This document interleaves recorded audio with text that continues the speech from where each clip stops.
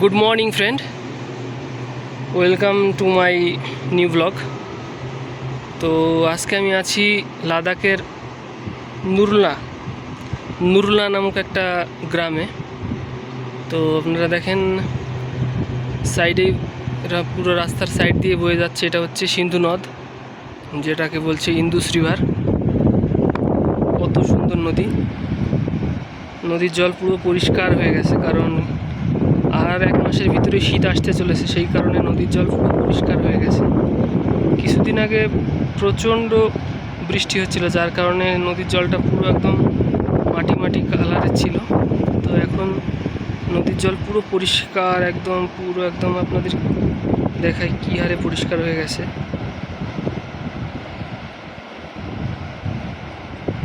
খুবই সুন্দর পরিষ্কার হয়ে গেছে নদীটা পুরো। এই নদীটাই পুরো পাকিস্তানের সাথে কানেক্টেড হবে। নদীর জলটা খুব পরিষ্কার, কিন্তু এই নদীতে মাছ ধরা বারণ। লাদাখের কোনো নদীতে মাছ ধরা যায় না, কারণ ধরলেই যদি পুলিশ বা কোনো প্রশাসন বা কোনো লাদাখি দেখে, তো তাতে আপনার জেল হয়ে যেতে পারে, আর সাথে তো মিনিমাম 10-20 হাজার টাকা ফাইনও হতে পারে। তো এই যে হচ্ছে দেখেন লাদাখের নদী, এটা হচ্ছে পাহাড়। এখানে এই পাহাড়গুলোর এই কেমন একটা পাহাড়ের বৈচিত্র্যময় পাহাড়।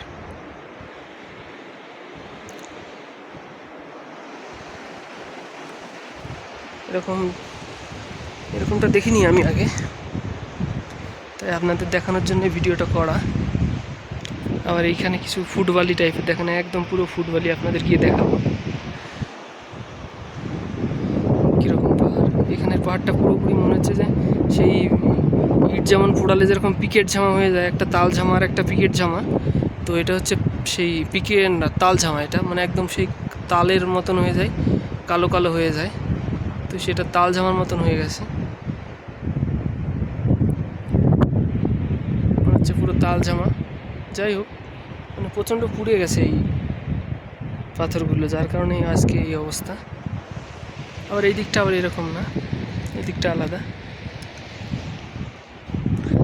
আবার এর মাঝে কিছু মুড়ি ভাজা বালিও দেখা যাচ্ছে, মনে হচ্ছে পুরো ফুটবালি টাইপের। কাছে গিয়ে দেখাই আপনাদের।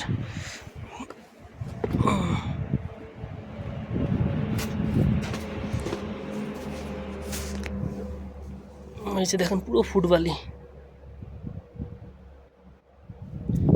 পুরো মুড়ি ভাজা বালির মতো।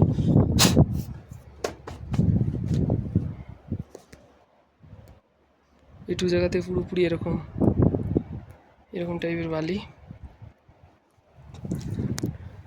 অ্যাকচুয়ালি এখান দিয়েও এক সময় নদীর জল চলাচল করতো, যার কারণে এইরকম মাটির বৈচিত্র্য। এরকম মাটি এখানে সব পাহাড়টা জুড়ে এরকমই, বেশিরভাগই পাহাড় এই পাহাড়টা এরকমই, শুধুমাত্র এইটুকুনি জায়গাতেই এইরকম। খুব সুন্দর। রাস্তার পাশেই আপনারা আসলে দেখতে পারবেন। লাদাখে যদি আপনারা আসেন, লাদাখ দিয়ে আপনারা নিম্বুতে আসবেন, নিম্বু হয়ে আপনারা খালসিতে আসবেন। তো খালসি আর নিম্বুর মাঝেই পড়বে নুরলা। তো এই নুরলাতেই এইরকম একটা পাহাড় আপনারা দেখতে পারবেন। খুবই সুন্দর। এখানে একটা পিকনিক স্পটও বলা যায়, সুন্দর একটা পিকনিক হয়ে যাবে, অন্তত 20-22 জনের একটা পিকনিক স্পট।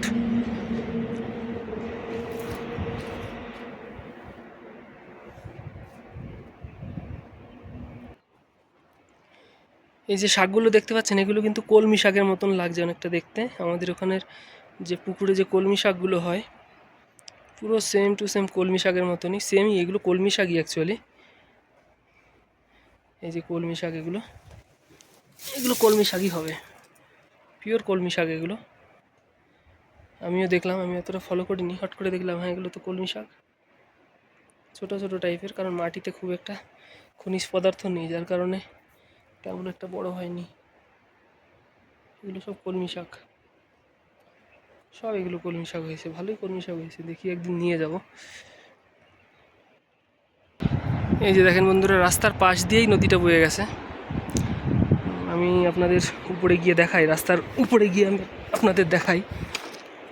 দেখেন বন্ধুরা, এই সাইডটা হচ্ছে আপনার নুরলা সাইড, আর নদীটা নুরলা থেকে নিম্বুর দিকে যাচ্ছে, নিম্বু না সরি খালসির দিকে যাচ্ছে।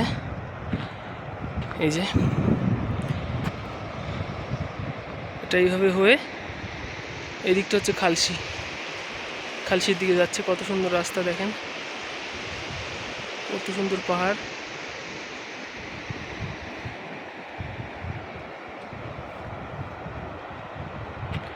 এই ভিউটা সুন্দর ভিউ, খুব সুন্দর ভিউ। এটা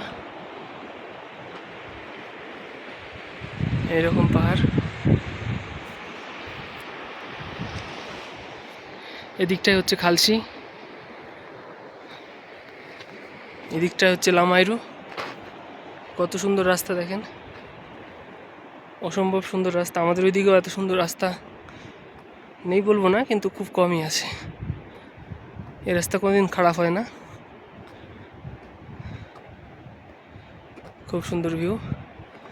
আপনারা চলে আসেন, আর কিছুদিন পরে আসেন, তাহলে আপনারা বরফ দেখতে পারবেন। মোটামুটি 2 মাস পরে আসেন, পুরো এই নদীটা পুরো বরফ দেখতে পারবেন। উপর দিক দিয়ে হাঁটতে পারবেন, নিচ দিয়ে বরফ তো হয় না, উপর দিক দিয়ে বরফ হয়ে যায়, নিচ দিয়ে জলের স্রোত থাকে, মানে জল জমে না নিচের দিকের। বন্ধুরা, এরকম ভিডিও আপনাদের সামনে আমি তুলে ধরবো। আপনারা আমার চ্যানেলটিকে সাবস্ক্রাইব করবেন, আর আপনাদের বন্ধুদের সাথে শেয়ার করবেন যদি আপনাদের ভালো লাগে, অন্য কেউ দেখার সুযোগ করে দেবেন। দেখুন বড় বড় গাড়িগুলো যাচ্ছে।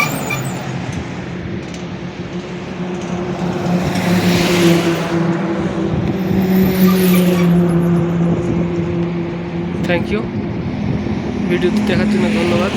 আবার দেখা হচ্ছে নেক্সট দিন।